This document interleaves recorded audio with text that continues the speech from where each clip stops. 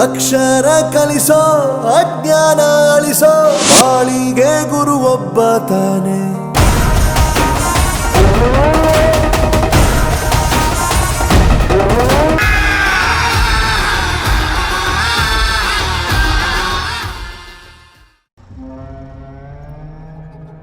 ತೆಲಂಗಾಣದ ನಲ್ಗೊಂಡ ಜಿಲ್ಲೆ ಕೊಂಡಮಲ್ಲೆಪಳ್ಳಿಯ JB colony August 11ರ ಸಂಜೆ ಎಂದಿನಂತೆ ಶಾಲೆಯ ಕೆಲಸ ಮುಗಿಸಿಕೊಂಡು ಮನೆಗೆ ತೆರಳಿದ ನಾಗಾರ್ಜುನ ಗ್ರಾಮರ್ ಕಾನ್ಸೆಪ್ಟ್ ಶಾಲೆಯ ಪ್ರಾಂಶುಪಾಲೆ ಹಾಗೂ ನಿರ್ದೇಶಕಿ ಕಲ್ಲು ರೂಪಾರೆಡ್ಡಿ ಅವರಿಗೆ ಆ ದಿನವೇ ತಮ್ಮ ಜೀವನದ ಕೊನೆಯ ದಿನವಾಗಲಿದೆ ಅನ್ನೋ ಸಣ್ಣ ಸುಳಿವು ಇರಲಿಲ್ಲ. ಮರುದಿನ ಬೆಳಗ್ಗೆ ಪತಿ ಹಾಗೂ ಕುಟುಂಬದವರು ಸಂಪರ್ಕ ಮಾಡುವುದಕ್ಕೆ ಪ್ರಯತ್ನಿಸಿದ್ರು. ರೂಪಾರೆಡ್ಡಿ ಅವರಿಂದ ಯಾವುದೇ ಪ್ರತಿಕ್ರಿಯೆ ಬಂದಿರಲಿಲ್ಲ. ಕೊನೆಗೆ ಮನೆಯೊಳಗೆ ಪರಿಶೀಲಿಸಿದಾಗ ಅವರು ಮೃತಪಟ್ಟಿರುವುದು ಪತ್ತೆಯಾಗಿತ್ತು. ದೇಹದ ಮೇಲೆ ಸುಮಾರು 27 ಗಾಯಗಳಿದ್ವು. ಆರಂಭದಲ್ಲಿ ಇದು ಯಾರೋ ಅಪರಿಚಿತ ವ್ಯಕ್ತಿಗಳು ನಡೆಸಿರಬಹುದಾದ ಕೃತ್ಯ ಅನ್ನೋ ಅನುಮಾನ ಪೊಲೀಸರಿಗೆ ಮೂಡಿತ್ತು. ಪ್ರಕರಣ ಬೆಳಕಿಗೆ ಬರ್ತಾ ಇದ್ದಂತೆ ಇಡೀ ಕೊಂಡಮಲ್ಲೆಪಳ್ಳಿ ಬೆಚ್ಚಿ ಬಿದ್ದಿತ್ತು. ಶಾಲೆಯ ಪ್ರಾಂಶುಪಾಲೆಯನ್ನೇ ಗುರಿಯಾಗಿಸಿಕೊಂಡು ಇಂಥ ಕೃತ್ಯ ನಡೆದಿದ್ದು ಯಾಕೆ? ಆಕೆಯನ್ನ ಗುರಿಯಾಗಿಸಿಕೊಂಡವರು ಯಾರು? ಹಣಕ್ಕಾಗಿ ನಡೆದ ಕೃತ್ಯನ, ವೈಯಕ್ತಿಕ ದ್ವೇಷನ? ಹೀಗೆ 10 ಪ್ರಶ್ನೆಗಳು ಪೊಲೀಸರ ಮುಂದಿದ್ವು. ನಲ್ಗೊಂಡ ಜಿಲ್ಲಾ ಎಸ್ಪಿ ಶರತ್ ಚಂದ್ರ ಪವಾರ್ ಪ್ರಕರಣವನ್ನ ಗಂಭೀರವಾಗಿ ಪರಿಗಣಿಸಿ 5 ವಿಶೇಷ ತನಿಖಾ ತಂಡಗಳನ್ನ ರಚಿಸಿದ್ರು. 70ಕ್ಕೂ ಹೆಚ್ಚು ಸಿಸಿಟಿವಿ ದೃಶ್ಯಗಳನ್ನ ಪರಿಶೀಲಿಸಲಾಯಿತು. 80ಕ್ಕೂ ಹೆಚ್ಚು ಮಂದಿಯನ್ನ ವಿಚಾರಣೆ ನಡೆಸಲಾಯಿತು. ಆದ್ರೆ ತನಿಖೆಗೆ ನಿರ್ಣಾಯಕ ತಿರುವು ಸಿಕ್ಕಿರಲಿಲ್ಲ. ಇದೇ ಸಂದರ್ಭದಲ್ಲಿ ಪೊಲೀಸರ ಗಮನ ಸೆಳೆದಿದ್ದು ರೂಪಾರೆಡ್ಡಿ ಅವರ ಕೊನೆಯ ಫೋನ್ ಸಂಭಾಷಣೆ. ಹತ್ಯೆಗೂ ಮುನ್ನ ಅವರು ತಮ್ಮ ಸಂಬಂಧಿಯೊಂದಿಗೆ ಮಾತನಾಡ್ತಿದ್ರು. ಆ ವೇಳೆ ಅವರು ಬಾಬು ಎಂದು ಹೇಳಿದ ಬಳಿಕ ಫೋನ್ ಸಂಪರ್ಕ ಕಡಿತಗೊಂಡಿತ್ತು. ರೂಪಾರೆಡ್ಡಿ ಶಾಲೆಯ ಮಕ್ಕಳನ್ನ ಪ್ರೀತಿಯಿಂದ ಬಾಬು ಎಂದು ಕರೀತಾ ಇದ್ರು ಅನ್ನೋ ಮಾಹಿತಿ ಪೊಲೀಸರಿಗೆ ಗೊತ್ತಾಯಿತು. ಈ ಒಂದೇ ಒಂದು ಪದವೇ ತನಿಖೆಯ ದಿಕ್ಕನ್ನ ಬದಲಿಸಿತು.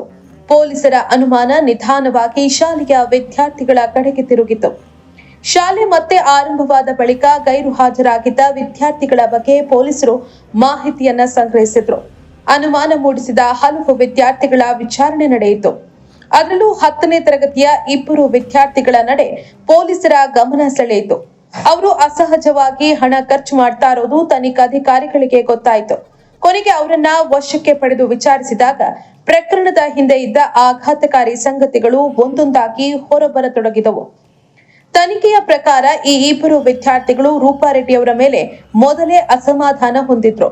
ಹಾಸ್ಟೆಲ್ನಲ್ಲಿ ಹಣ ಮತ್ತು ಮೊಬೈಲ್ ವಿಚಾರಕ್ಕೆ ಸಂಬಂಧಪಟ್ಟಂತೆ ರೂಪಾರೆಡ್ಡಿ ಅವರು ವಿದ್ಯಾರ್ಥಿಯೊಬ್ಬನನ್ನ ಪೋಷಕರ ಎದುರಲ್ಲೇ ಗದರಿಸಿದ್ರು.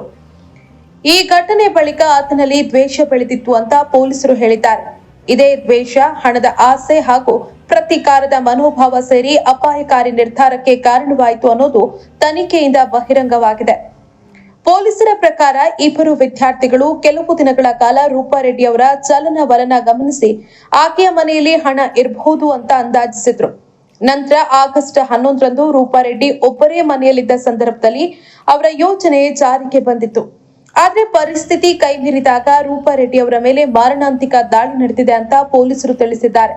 ಬಳಿಕ ಮನೆಯಿಂದ ಸುಮಾರು 2.5 ಲಕ್ಷ ರೂಪಾಯಿ ಹಣ ತೆಗೆದುಕೊಂಡು ಆರೋಪಿಗಳು ಅಲ್ಲಿಂದ ತೆರಳಿದ್ರು ಅಂತ ತನಿಖಾ ಸಂಸ್ಥೆಗಳು ಹೇಳಿವೆ. ಆದ್ರೆ ಹಂತಕರು ಎಷ್ಟೇ ಜಾಣ್ಮೆಯಿಂದ ತಪ್ಪಿಸಿಕೊಳ್ಳೋದಕ್ಕೆ ಪ್ರಯತ್ನಿಸಿದ್ರು ಒಂದು ಸಣ್ಣ ಸುಳಿವು ಅವರನ್ನ ಪೊಲೀಸರ ಬಲೆಗೆ ಬೀಳಿಸಿತು.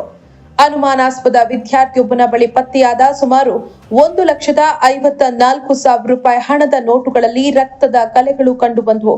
ಅವುಗಳನ್ನ ಪ್ರಯೋಗಾಲಯಕ್ಕೆ ಕಳುಹಿಸಿದಾಗ ಮಾನವ ರಕ್ತದ ಗುರುತು ಪತ್ತೆಯಾಯಿತು ಅಂತ ಪೊಲೀಸರು ತಿಳಿಸಿದ್ದಾರೆ. ಈ ಸಾಕ್ಷ್ಯ ತನಿಖೆಗೆ ಮತ್ತಷ್ಟು ಬಲ ನೀಡಿತು. ತನಿಖೆ ಮುಂದುವರೆದಂತೆ ಕೃತ್ಯಕ್ಕೆ ಸಂಬಂಧಿಸಿದ ಹಲವು ವಸ್ತುಗಳು ಹಾಗೂ ಹಣವನ್ನ ಪೊಲೀಸರು ವಶಪಡಿಸಿಕೊಂಡಿದ್ದಾರೆ. ತನಿಖಾಧಿಕಾರಿಗಳ ಪ್ರಕಾರ ದೋಚಿದ ಹಣದ ಒಂದು ಭಾಗವನ್ನ ದುಬಾರಿ ಮೊಬೈಲ್ ಖರೀದಿ ಮಾಡೋದಕ್ಕೆ ಬಳಸಲಾಗಿತ್ತು. ಪ್ರಕರಣದಲ್ಲಿ 2 10ನೇ ತರಗತಿ ವಿದ್ಯಾರ್ಥಿಗಳನ್ನ ಬಂಧಿಸಲಾಗಿದ್ದು, ಇನ್ನೊಬ್ಬನ ಪಾತ್ರದ ಬಗ್ಗೆಯೂ ತನಿಖೆ ನಡೆದಿದೆ ಅಂತ ವರದಿಯಾಗಿದೆ. ಆರೋಪಿಗಳು ಅಪ್ರಾಪ್ತರಾಗಿರೋದ್ರಿಂದ ಪ್ರಕರಣದ ಮುಂದಿನ ಕಾನೂನು ಪ್ರಕ್ರಿಯೆ ಬಾಲ ನ್ಯಾಯ ವ್ಯವಸ್ಥೆಯ ಅಡಿ ನಡೆಯಲಿದೆ. ಒಂದು ಕಡೆ ಶಿಕ್ಷಕರಿಗೆ ಗೌರವ ಕೊಡಬೇಕಾದ ವಯಸ್ಸು, ಮತ್ತೊಂದೆಡೆ ಕ್ಷಣಿಕ ಕೋಪ, ದ್ವೇಷ ಮತ್ತು ಹಣದ ಆಸೆ ಇವೆಲ್ಲ ಸೇರಿ ಒಂದು ಕುಟುಂಬದ ಬದುಕನ್ನೇ ಕತ್ತಲೆಯಾಗಿಸಿದೆ. ಮಕ್ಕಳ ಮನಸ್ಸಲ್ಲಿ ಕೋಪ ಅಥವಾ ಪ್ರತೀಕಾರದ ಭಾವನೆ ಬೆಳೆದಾಗ ಅದನ್ನ ಸಮಯದಲ್ಲೇ ಗುರುತಿಸಿ ಸರಿಯಾದ ಮಾರ್ಗದರ್ಶನ ನೀಡೋದು ಎಷ್ಟು ಮುಖ್ಯ ಅನ್ನೋದಕ್ಕೆ ಈ ಪ್ರಕರಣ ಸಾಕ್ಷಿ. ಕೊನೆಗೆ ಈ ಪ್ರಕರಣದಲ್ಲಿ ಪೊಲೀಸರ ತನಿಖೆಗೆ ದಾರಿ ತೋರಿಸಿದ್ದು ದೊಡ್ಡ ಸಾಕ್ಷ್ಯವಲ್ಲ, ಒಂದು ಸಣ್ಣ ಮಾತು.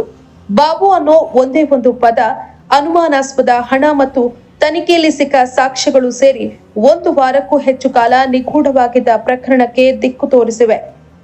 ನಾಗಾರ್ಜುನ ಶಾಲೆಯ ಪ್ರಾಂಶುಪಾಲೆ ರೂಪಾರೆಡ್ಡಿ ಅವರ ಹತ್ಯೆ ಪ್ರಕರಣ ಇದೀಗ ಕಾನೂನು ತನಿಖೆಯ ಮುಂದಿನ ಹಂತಕ್ಕೆ ತಲುಪಿದ್ದು, ಸಂಪೂರ್ಣ ಸತ್ಯ ನ್ಯಾಯಾಲಯದ ಪ್ರಕ್ರಿಯೆಯಲ್ಲಿ ಇನ್ನಷ್ಟು ಸ್ಪಷ್ಟವಾಗಬೇಕಾಗಿದೆ.